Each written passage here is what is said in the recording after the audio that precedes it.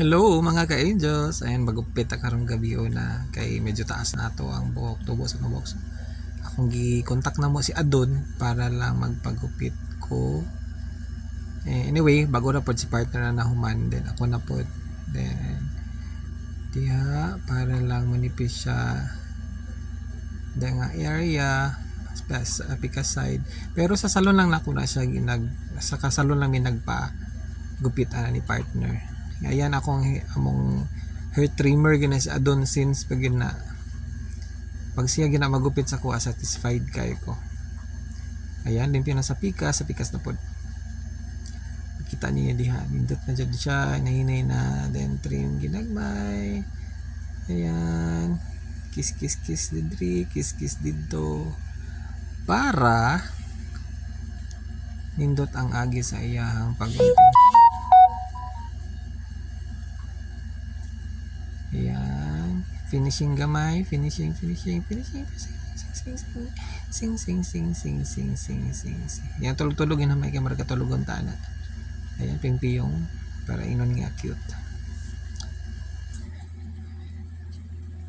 Pero dako na siyang mata. Ayan. Pit na mahuman. Ping.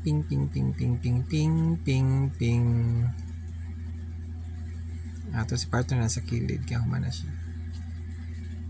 Basta kabalang magkasa nagbayad ana. Ayan. After na ko ana si Brad na po na ako akong bayaw nagpagupit. Ayan human na tararan. And after ana nagpa-color na pod ko ni partner. Ayan. Para mas magawa sa iyang color nga pagka burgundy. Ayan, ang nag-color sa camera kontra gusto kay naga-kusmod. Ayan, sige na lang pasaluon bisag nga nasa batasan. Ayan, sa taas, sa kilid. Ayan, tapos na. Tiyara, waiting. Ayan, nagkatay-tay sa kilid. Waiting for the result. Sararan. Ayan na. Ayan. Diba? Dili wag na. Muna siya nag-color na ako. Ayan. The result. Ako na pa kanya. Thank you so much, Sir Rob and Joel's Beauty Salon. Bye!